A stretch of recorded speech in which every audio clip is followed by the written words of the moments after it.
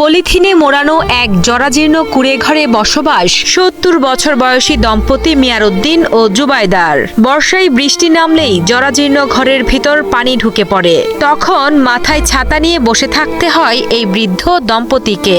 আবার শীতেও থাকতে হয় অনেক কষ্টে। খেয়ে না খেয়ে এভাবেই খুব মানবেতর দিন কাটছে তাদের। আমরা দুজনেই বাড়ি হলে মাছ বাড়ি একটু কাম কাজ করে এর থেকে সংসার চলে।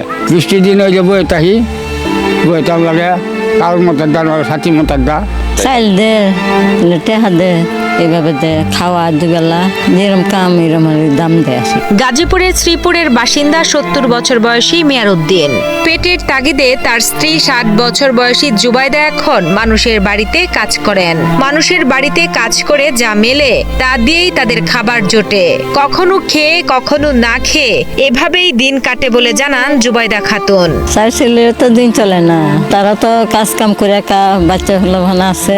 মানুষের বাড়ি বাড়ি কাজ করে ৪ ছেলেকে বড় করেছিলেন। তবে ছেলেরা প্রতিষ্ঠিত হলেও আর্থিকভাবে তেমন সচ্ছল না থাকায় তারাও রাখতে পারেন না বাবা মায়ের খবর। এমনটাই জানান বৃদ্ধ মিয়ারউদ্দিন ও জুবাইদা। ছেলে বিল্ডিং বউ গেছেন বিদেশ আয়াতে হুসাইনে করে বিল্ডিং দিচ্ছে। এই জন্য কল্পনা করছিলাম না যে ছেলে ঘরে আমি যদি খাদ্য খুঁজতে খাওয়াই তাহলে ছেলে দিন করবো।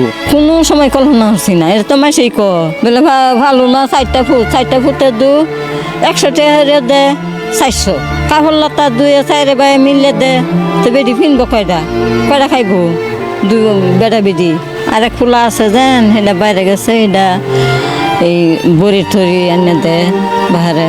অন্যের জমিতে প্রায় 50 বছর ধরে বসবাস করা এই বৃদ্ধ দম্পতির শেষ জীবনের চাওয়া খুবই সামান্য, একটু খাবার আর নিরাপদ আশ্রয়। পাশাপাশি এলাকাবাসীরা জানান শেষ বয়সে অন্তত সন্তানদের বাবা মায়ের দায়িত্ব নেওয়া উচিত। একই সঙ্গে সমাজের বিত্তবান মানুষ ও প্রশাসনের সহযোগিতায় এই অসহায় দম্পতির পাশে দাঁড়ানোর আহ্বানও জানান তারা।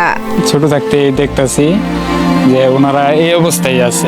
এলাকার লোকেরা ঠিক আছে যতটুকু সহযোগিতা করার উচিত এতটুকু করতে পারছে না, অথবা এলাকার ভিতরে এমন কিছু নাইগা এই জন্য করতে পারছে না। যেহেতু তার ছেলেরা প্রতিষ্ঠিত হয়েছে, একজন বিল্ডিং করছে, আবার এক ছেলে বিদেশেও থাকে, সেই ছেলে বাড়ি করে না, অন্য ছেলেরা বাড়ি করে ফেলছে। এমন অবস্থায় এবং কুড়ে ঘরে বাপ মা থাকে এখনো বৃদ্ধ বয়সে, এটা আমরা চাই না। আমি আপনাদের সকলের কাছে আহ্বান জানাবো যাতে আপনারা সকলে ওনার পাশে থাকবেন।